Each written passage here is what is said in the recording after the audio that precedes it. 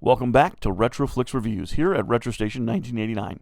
I'm Dan, the commander and lone inhabitant of the station, and we're taking a look through the station's archives for some of my retro movie faves and new flicks that harken back to those same movies. Today, our flick of choice needs some backstory. In 1968, I was not yet on this earth, but George Romero and the Strainer brothers, along with John Russo, created a filmic masterpiece, Night of the Living Dead. They also created an American version of a monster really little used in cinema until that point, the zombie. Romero and his co-conspirators created in a single production an all-time cinema classic archetype of horror flicks, the zombie flick. If you got a bunch of different type characters locked down in one spot while the world goes all to shit outside and they struggle against human nature on the inside, you can thank Romero and Strainer and Russo for inventing that. Legend has it that George Romero and John Russo had newly printed and minted a copy of the flick and brought it in the trunk of a car for a drive-in premiere. I'm not sure if that's true, but what I do know is it was a movie that was so ahead of its time and too real for folks in 1968. The movie's wide premiere was split between a Tuesday evening release and a Saturday matinee release.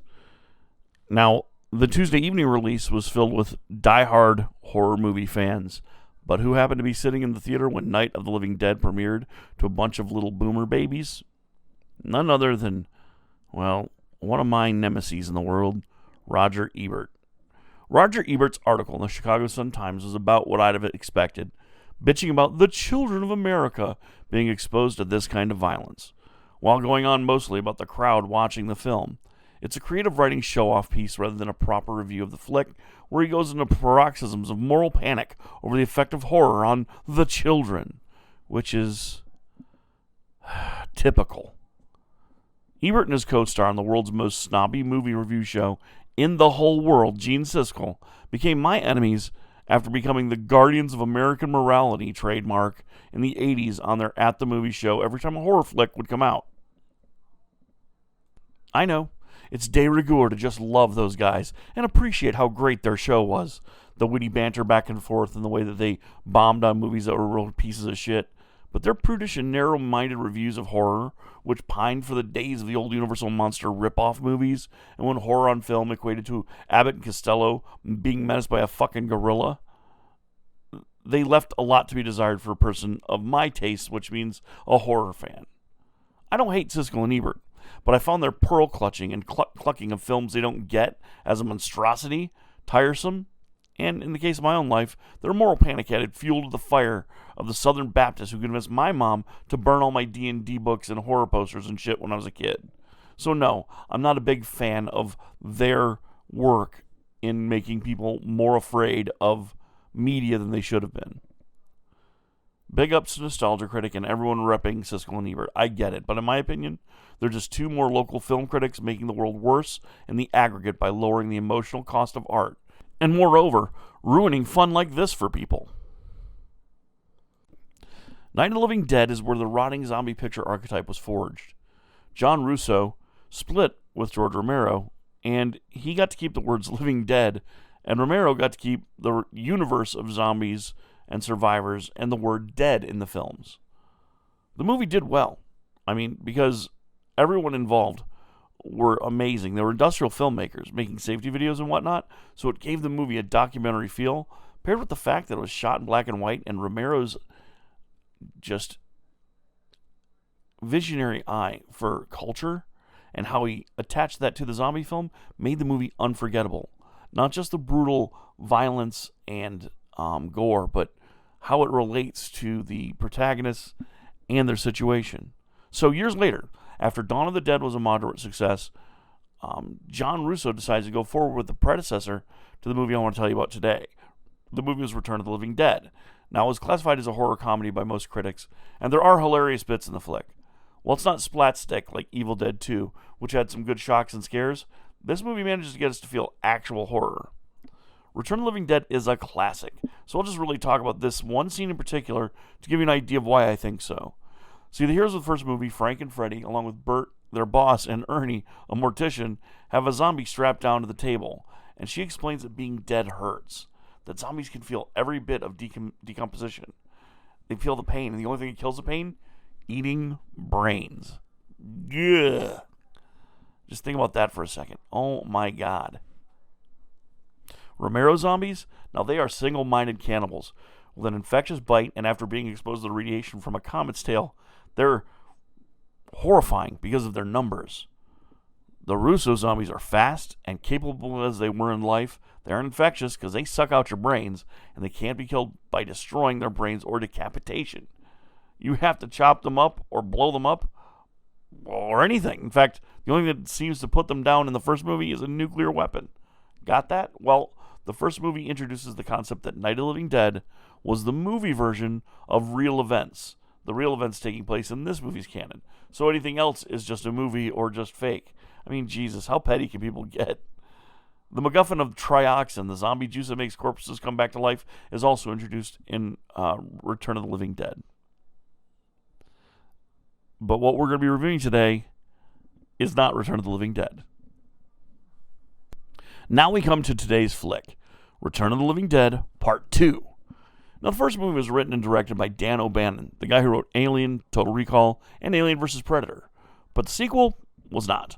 Again, Return of the Living Dead was a classic. Humor, horror, action, and gore. The sequel? Return of the Living Dead Part 2 was, in every way, one of those front-of-the-grocery-store versions of a movie. You know what I mean? You ask your parents or grandma for something like, say, Star Wars action figures, but they pick up Star Warriors of the Jedi figures instead. I mean, Return of the Living Dead Part 2 was written and directed by Ken Wiederhorn, himself kind of a Dollar General version of genre film creators and flicks. He directed King Frat and also ran of Animal House. Then he got promoted to pseudo-sequels, starting with Meatballs 2, a sequel in name only. Then moved on to Return of the Living Dead Part 2, our movie, which is a sequel, kind of, but also a remake, sort of. Well, the nutcutters of the MPAA were on the warpath in 1988, going after every horror movie to reduce the gore and violence. And this movie had that going against it, along with the money not spent on getting a director who is known for producing hits on the cheap. I personally like this flick, but be aware that it's such a weird look at both zombies in the 80s that I insist you check it out. Not for quality, but for curiosity. So follow along, won't you?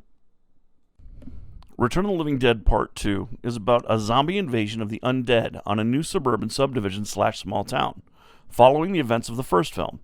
But, like the Meatball sequel, it's kinda about the first movie, but not really. It includes James Karen and Tom Matthews being back, but they're not playing the same characters. This time they're grave robbers named Ed and Joey, and they're the B squad of the movie. In fact, it was really funny. My wife and I are watching the movie again for this review, and they're talking about how they are digging up bodies to get the skulls from them. And I was like, oh, that must be where skullduggery comes from. You know, they dig skulls out of the ground, so, you know, it's skullduggery. It's kind of a dirty business. Nope, we looked it up. Skullduggery means having sex with skulls. That's pretty messed up. Anyway, the flick itself revolves around Jesse Wilson and his sister Lucy, kinda. You know, look, the script is all over the goddamn place. Let's just talk about a plot synopsis here. Jesse is a super smart kid, into comics, and the movie starts with his neighbors, Johnny and Billy Crowley, Scott Fergus 2.0. They initiate him into their gang after Jesse is strong-armed in giving Billy a comic book. It's weird. It's like kind of things that don't make sense on the surface, but make sense in the filmic shorthand of, okay, the bullies are bullying this kid. Anyway, to finish the initiation, they bring Jesse to the graveyard, where they attempt to get him to go into a mausoleum and lock him in. Jesse freaks out, of course, and flees to a culvert, where Billy and Johnny catch up with him. Damn, in the 80s, sewage culverts were where all the horror shit starts to happen, man. Anyway, inside the culvert itself is a U.S. military-grade sealed drum, and the kids are all intrigued. But Jesse, like I said, super smart, says, let's leave this shit alone and call the army. The bullies have different ideas. Lock his lame ass in a tomb, and that's what normal children do to haze their peers, right? This movie makes no fucking sense. So there's Jesse locked in the tomb of St. John the Crapper, and Johnny and Billy crack open the canister of deviled zombie meat, and one of the most horrifying zombies ever busts loose. Holy shit, look at this motherfucker. That'll give you nightmares. That'll give you daymares. The movie concludes with Jesse and his sister and her newfound boyfriend, and basically everybody that they can come in contact with fleeing the zombies and trying to survive in the zombie apocalypse. The movie has action, horror, comedy, and enough blood and guts to satisfy most horror fans, but be aware it's not as good as the first Return of the Living Dead. I recommend seeing it, because not enough people know about this flick and its funny moments and awesome zombie kills. This one gets 2.5 stars from me. Look it up and let me know what you thought of it down below. So thanks for swinging by the Retro Station and Retroflix Reviews, and if you like what I've produced here, give me a thumbs up. And if you want to know when more is uploaded, click the subscribe button and join the Spacefire crew. Oh, and if you have suggestions for movies, let me know, and I'll take a look at them. And remember, more than anything else, remember to stay retro. Peace.